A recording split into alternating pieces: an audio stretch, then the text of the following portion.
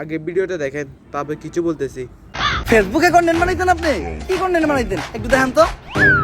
অনুপ্রেরণার আরেক নাম শর্টস অফ লেউটার ভাই। ভাইয়ের লেউটা চাটা ছাড়া আমার আর কোনো যোগ্যতা নাই। ছোট লেউটা বড় লেউটা তাতে কোনো সমস্যা নাই, যদি ভাইয়ের লেউটা চাইটা মাসে লাখ টাকা কামানো যায়। যদিও কন্টেন্টের নামে ভাই আমার লের বানায়, কিন্তু কি আর করার, বাংলাদেশের মানুষ তো এগুলাই খায়। কেমন ছিল কন্টেন্টটা? কন্টেন্ট?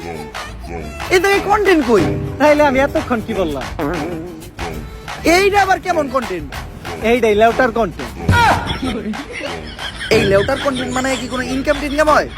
এই লেউটার কন্টেন্ট বানায়া আমার এক মাসের ইনকাম 40 লাখ টাকা। ওমর ভাই, থটস অফ বিল্লাল ভাইকে নিয়ে কথা বলে আপনি ট্রেন্ডিং কামাতে চাচ্ছেন নাকি? যে ছেলেটা হাজার অসহায় মানুষের পাশে গিয়ে দাঁড়ায়, হাজারো মানুষের মুখে হাসি ফোটায়, সেই ছেলেটাকে এইভাবে ছোট করা আপনার উচিত হয় নাই। শেরপুর জেলার গর্ব হচ্ছে থটস অফ বিল্লাল ভাই। আপনার কাজটা আসলেও করা ঠিক হয় নাই, আপনার কাছ থেকে এটা আশা করি নাই। আশা করি আপনি ভুল ত্রুটি ক্ষমা দৃষ্টিতে দেখবেন। সবাইকে ধন্যবাদ।